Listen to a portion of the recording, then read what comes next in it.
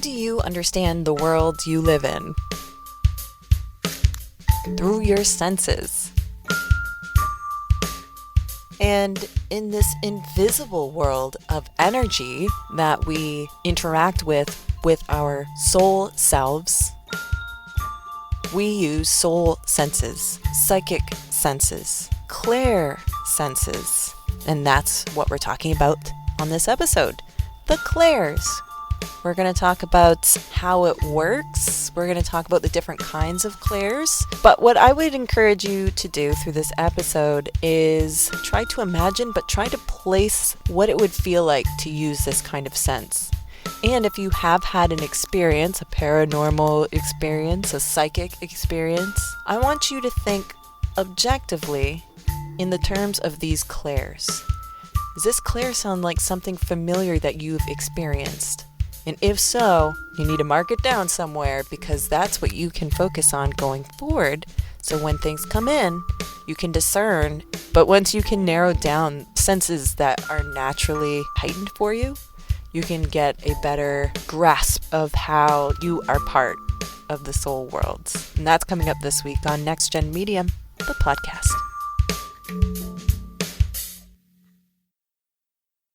Hey, my name's Sarah Nickerson. I discovered my psychic intuitive mediumship abilities a couple years ago.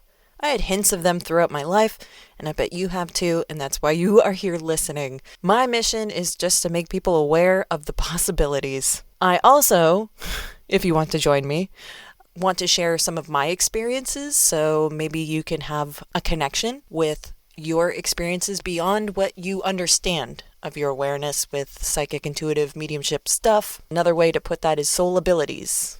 Psychic is a soul ability, mediumship, soul ability. I've said this so many times, but I feel like I have to say it this way every time so I can get my point across of the differences and that they are all soul abilities. And we experience these soul abilities with our soul senses, our clairs, we call them. There are lots of words for the same thing. These senses are how you are going to experience this energetic world that we can't see, that science really can't explain yet, and that people are very skeptical of. They can't see it, so it mustn't be true. When I found learning the psychic or soul senses was empowering and affirming for me, I wanted to pass this along to you guys, because I can't imagine that I'm alone in this and that there's tons and millions of people that can experience this stuff too. Not my same experience, but something similar. It was very empowering for me.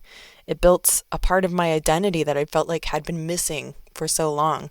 And I can imagine that other people would feel that way too. So let's dive into the clairs. So in order to understand how you are psychic or intuitive or whatever soul ability you want to get into, first, you need to learn what you're working with. Just like when you're a baby and you're learning the world, you need to use your senses. Well, if you are new in the higher sensing world, you are in the same boat. So it's time to be aware of all your senses, not just the 5 physical ones that you've grown accustomed to and that we can all agree on are real. Like I said, it wasn't until I knew the definitions of the psychic or soul senses that I was able to really connect my experiences to a soul ability concept. I didn't have the vocabulary to explain how I use my soul abilities, but once I did learn the vocabulary, I was able to define my experiences in a way that aligned with the soul abilities world. It was then that I really began to believe that I had psychic abilities or mediumship abilities or intuition. When I was seeing definitions that I could see as part of my truth, it was amazing to have a concept understood that I never really thought about before. And once the definition was there, it was kind of like, holy crap, they're saying what this is, you know? I found learning the psychic or soul senses, like I said, was empowering and affirming for me. The definitions allowed me to speak to myself in a way that allowed me to believe that I could be psychic. It also allowed me to focus my attention on these senses and see where I fell in the spectrum of strength for each soul sense. So this in turn has made me understand what I'm natural at as well as what needs more work. I want to provide some definitions for you to help you intellectually grasp new concepts. And these new concepts will be aligned with terms and concepts you are already familiar with.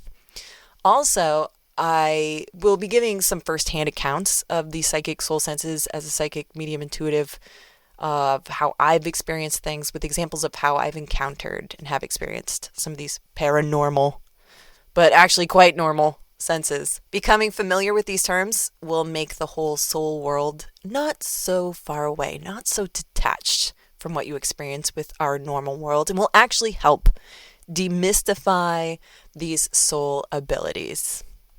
Make it easier for you to grasp that it is part of your world. And my hope in relaying my own firsthand accounts, I'm hoping that you'll be able to relate, maybe even able to compare your experiences to mine. If this is the way for you to identify an experience that you've had as a psychic experience or an intuitive experience or whatever, then I've done my job.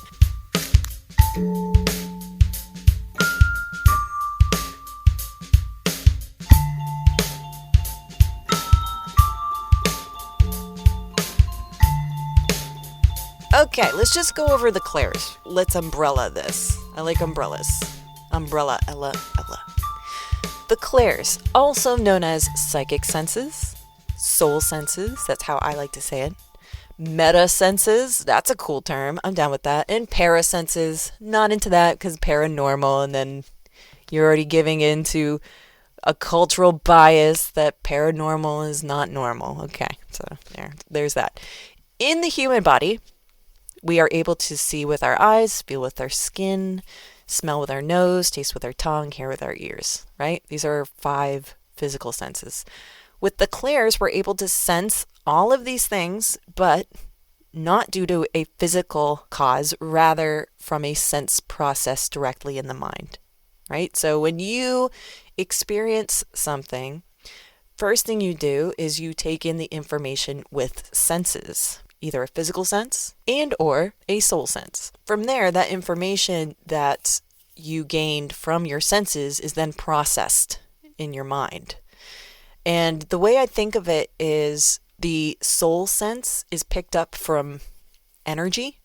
The energy has information and it kind of just goes directly into your brain as opposed to being felt with your body. So your body serves as the instrument of picking up the information, and there's a relay of nerves that collects the information and it goes to your brain and then your brain processes it. With the soul senses, it's direct. The energy with the information is just kind of sucked up in your own energy bubble and then it's just shoots right to your own brain. And when we experience the psychic soul senses, we actually have a wider spectrum of senses than just our 5 physical senses. However, a majority of soul senses can be linked to our understanding of the ordinary physical senses. Sometimes it's only a portion of it. Sometimes it's not even related. So sometimes it can be hard to explain some of these soul senses. So why is clair a word in this whole thing? It's French. French word for clear is clair. How that became how we talk about these soul senses, I don't know. But according to some sources, I'm just putting that out there. I don't know why.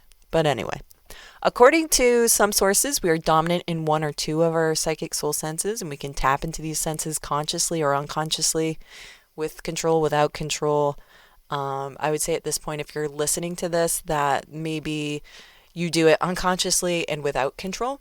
And so you are working on gaining that control and doing it when you want to tap into it. So consciously and controlled. But first you got to know what you're working with.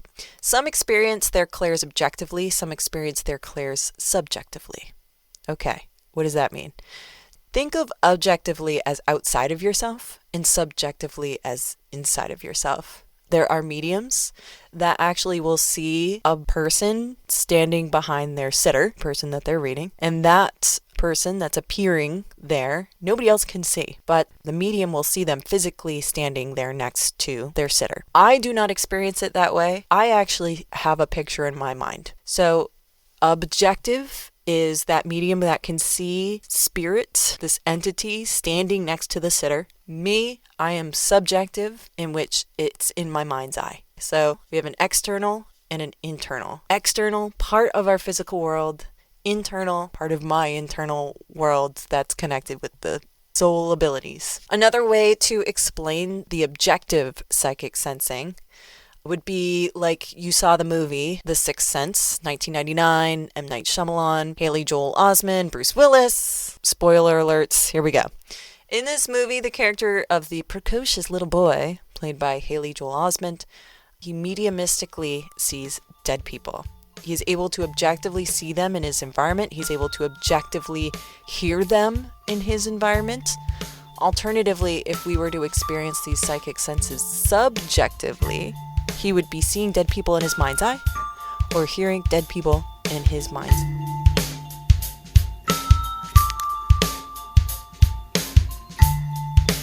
All right, here we go. Let's start with the big one, clairvoyance. This is probably the most popular term, simply because it's a more widely used word than any other psychic soul sense.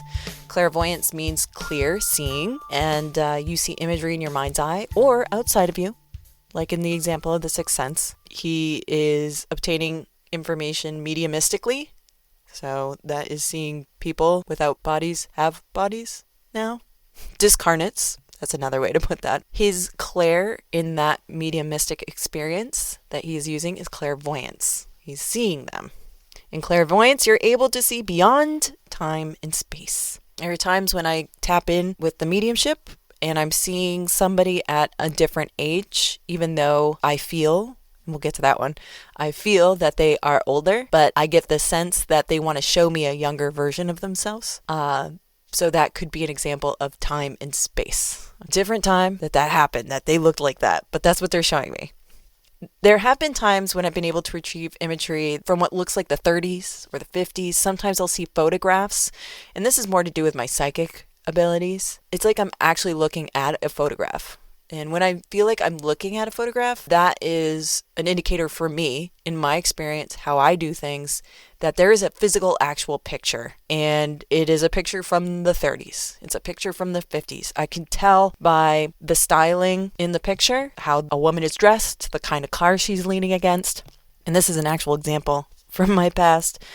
I can also tell, and this is really cool, because I never really thought about this stuff before, but I can also tell by the color of the photo as to what era it's been from that this picture was taken. Also the clarity of the picture, how it can be more blurry, how the colors are looking can even tell me what era that this picture is from. So it gives me a lot of hints in that photo of who I'm looking at, what era this person's from, also deducing how old they would be at a later time. This can also give me a connection of how they're related to the person sitting in front of me. So that one photo gives me so much information that I naturally just kind of pick things apart and understand the timeline of things with that one picture. I will say when it comes to clairvoyance, I believe I've experienced clairvoyance for a lot of my life and not realized that it was incoming messaging. I think for me, it was sort of, that's where my imagination is, my mind's eye, you know? But when I took this 6 hours mediumship course, I was using that canvas in my mind's eye differently. I wasn't going there with a purpose. I was going there to see what was put in front of me. And I think that's a great way to explain how to tap into that for you. I think also another thing to note about clairvoyance is it takes a flash for me to see it. I'm not sitting there and pondering over an image. I feel like the longer I sit with an image, the more distorted it becomes, the more I start to doubt what I'm receiving. I think that's another tip I would give you with clairvoyance, is just going with what's flashed in front of you and to not let it linger. Do you have to let it linger? Do you have to? Do you have to? Do you have to let it linger? Don't. Cheers to you, Dolores. I'm drinking this one for you.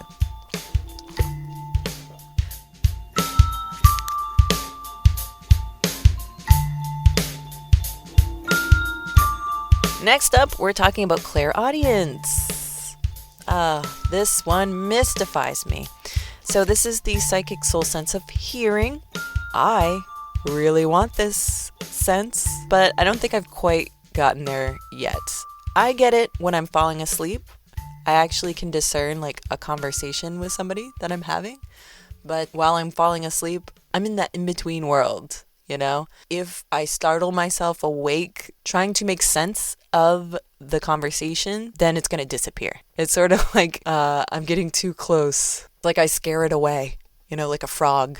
Like I get too close and then it jumps away. Like, come on now. But some psychics have said that it's like ringing in your ears, which would be commonly called tinnitus, from my understanding. I remember one person telling me that when you hear the ringing in your ears, it's spirits out there trying to connect with you, but they can't lower their vibration enough for you to be able to hear what they're saying.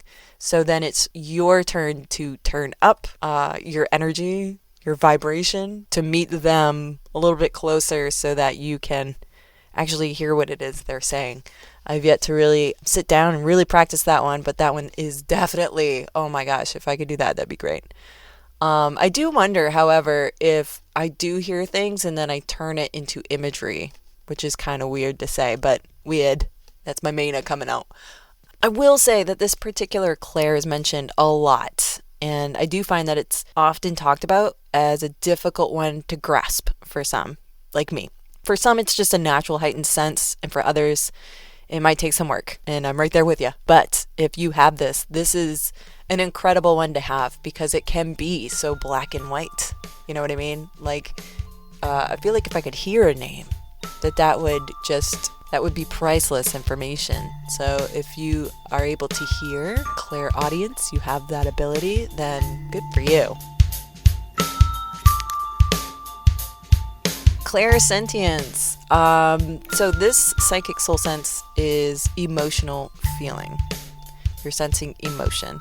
This sense doesn't fit with your traditional 5 senses in that it doesn't really have a physical sense translation, but this is a sense that shows us a strong natural psychic soul sense for those that see themselves as empaths. Now, there is sort of a additional clair that actually also mentions emotional feeling called clairempathy, which is where we could get empath. And I got a feeling that's where empath came from, clairempathy.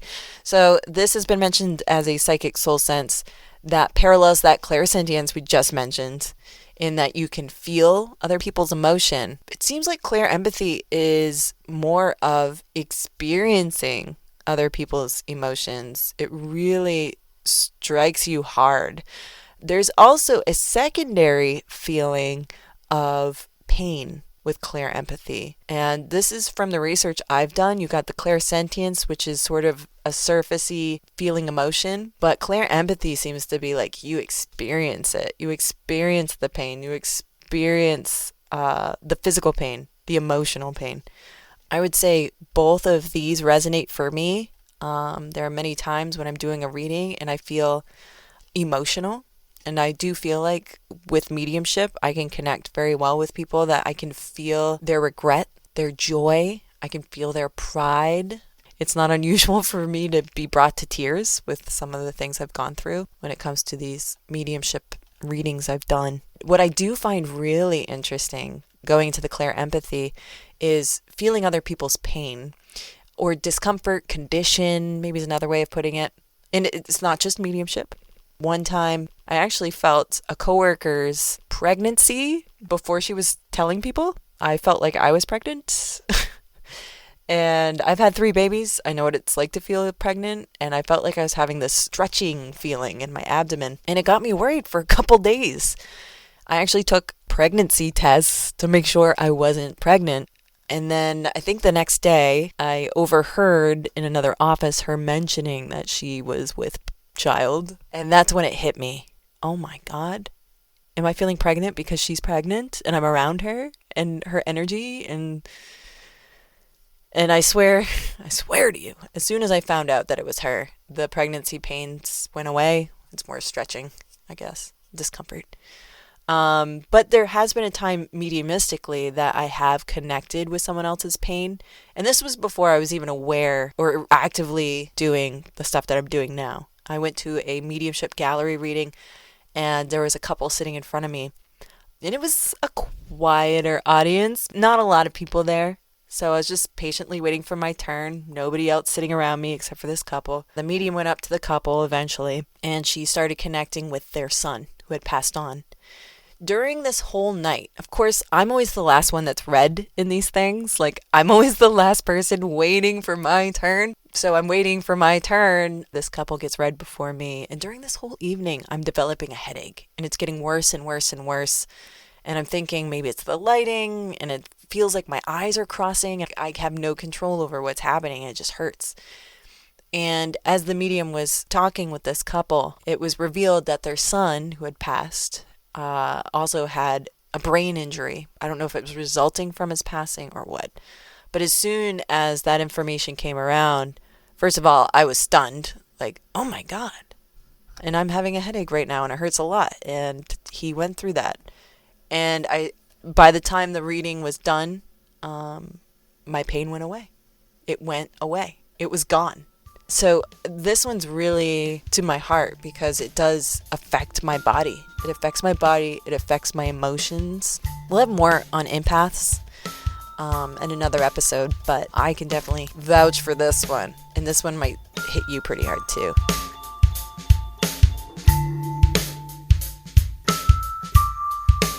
Next up is claircognizance, clear knowing without knowing who or why. This is another one there's no physical sense to this one. This is sort of like you are imparted with knowledge. It's like someone just taps your head and it's in there. Boop. Like a super fast download. Doop. For me, this shows up a lot with after my clairvoyance gives me information. This is usually a sense that kicks in for me that's supportive of my clairvoyance or my clairempathy. And not a lot of information either. And it can also be really hard for me to verbalize the claircognizance information. Because it's sort of like, I know, now I got to turn it into words for someone else to understand. This one's pretty mystical. And I think next up is clairtengency, which is clear touching. Oh, we can relate to that. That's a physical sense. We know how to touch. Clear touching. Another term would be psychometry. But I think with clair, we're being pretty specific in that you receive information by touching an object or an entity. So this clair is pretty specific in that you receive information by touching an object or entity. It's like laying your physical hand on something. You zap up that information. I have experienced this a couple times with my soul abilities, but it's really not prominent as a tool that I use. But I could probably work on that one a little more. One way you can practice this, if you want a little bit of homework, is to ask somebody that you know for an object that isn't theirs, that is in their possession. Say it belonged to their mom or their grandmother. And hopefully they know some information about this person so that you can hold the object. Tell them, don't tell me who this belonged to. Make sure you say that too. Don't give me any information. Just give me an object, know a little bit about who it belonged to. And then from there, you can do a meditation with it and then bounce off the information that you get to them. Clairgustance is another one. Psychic taste. You know this phrase. It's so close I can taste it. Well, this is the psychic soul sense that allows you to taste it without physically having a substance in your mouth. If you're into cooking and exploring flavors, this is probably a strong soul sense for you. Again, this is another soul sense I've noticed that is a secondary for me in that it is sort of a supportive piece of information.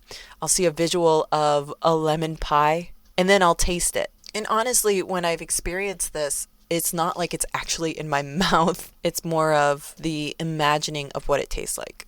It's not like I'm waiting for that physical sensation. It's more or less the thoughts in my mind and now I'm tasting it. And this one actually goes along pretty well with clairalience, clairsent, clairolfaction. All these three words mean psychic smell. This goes along pretty good with clairgustance. But I have noticed when I've experienced this one, clairolfaction, this can actually be its own psychic experience for me. I've actually woken up smelling banana bread baking. And it'll be the reason why I get my ass out of bed. Once I start shuffling around, getting dressed and everything, that's when the smell will disappear and I'll realize I've been tricked. I've been tricked. There is no banana bread. Next up is clairkinesthetic.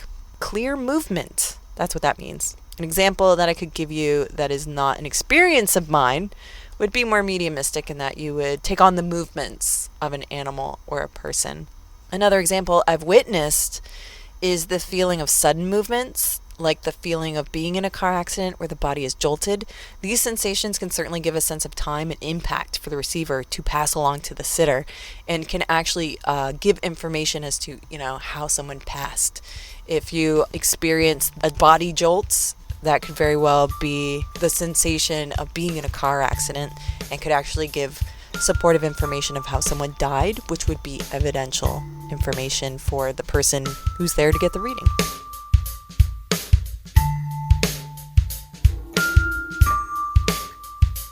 Another clairgraphia, means clear written word. This one, I've had one experience that I can recall, and it was one of the greatest mediumship experiences of my life. I actually saw someone write their name in my mind's eye, and it was not a regular name. What was it? It was like Carol Ann. 2 names. She signed it in my mind's eye, and when I saw her sign it, I said it out loud to the person sitting across from me for the reading, and she confirmed that is exactly who you're talking to, Sarah. That is the only time it's ever happened. I always try to summon it from others that I want to connect with, but I think I've built it up so much in my head that that's the one time I'm going to experience it. But it floored me. Clairgraphia. If you got that stuff, then you are golden. That's all I got to say about that. Might take you some more time to do a reading, but hey, you take your time and I'll read what you got for me. That's really cool. Another one is claircognizance. This means clear medical conditions. I've experienced this one quite a bit. I want to say that my own experience in the medical field, and understanding the biology of the body and systems, and I think this has helped me quite a bit in understanding medical conditions when it comes to identifying somebody who's existed in the past that has passed, and try to give evidential information to the person who's sitting in front of me getting the reading. I do feel like there is some deduction. Some claircognizance that comes in. There's like a combination of factors here with this one. But I can imagine how people can experience multiple feelings, discomforts, and maybe be able to have a diagnosis that this person had. This again would be one of those supportive, evidential senses that I use. It's not one of my main ones, but it's one that does pop in and does help me clarify, pinpoint the messaging. Okay, that was a huge list of clairs. Hopefully a few of those really stuck out for you. Those big ones that can be related to physical senses, those would probably be the ones to focus on for now. You'll be able to discern the other ones when you have experiences, and you can be like, holy crap, I experienced claircognizance. I know what that's like now. And now you know what it is when it comes up again.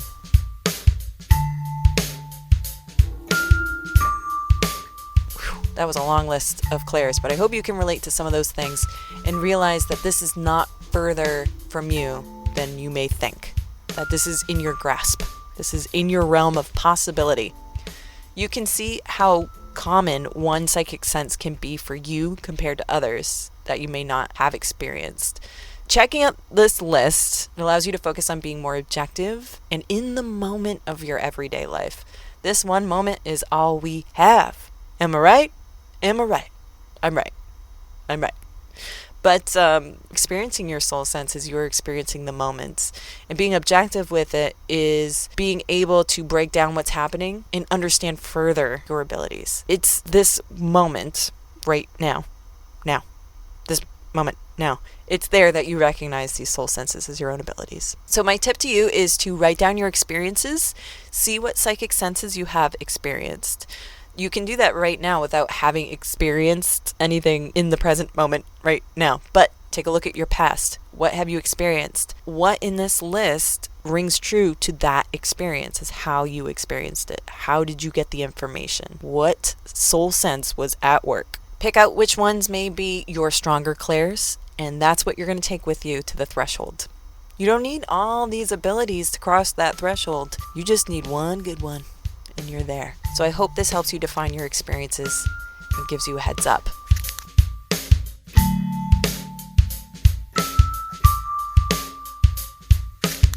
that does it for this episode of NextGEN Medium, the podcast. I hope this episode helps you define your experiences, and I hope it gives you a heads up on where to put your attention when it comes to exploring your soul abilities. We are getting there, kids. You're building your toolbox, you're building your awareness, you're seeing that this world isn't that far off from the one you experience right now. In fact, you're very much a part of it. It's just knowing how much a part of it is. That's what we're trying to unlock. All right, so you can visit me on Facebook, Pinterest, Instagram. And if you want to book a development session with me so we can hash it out, what clairs are going on. So book a development session with me so we can get you to that threshold. Or maybe you're over that threshold and just need a little bit of direction. I can help you with that too. If you want a reading, let's do it. If you are on a soul journey and want a reading, an intuitive psychic mediumship reading, you can sign up for that too. Go to my website, nextgenmedium.com. Sign up for that. A lot of talking. I think that's it for talking today. You got some work to do. So I'm going to let you get to that, and I will talk to you next time. NextGEN Medium, the podcast. See you, bye.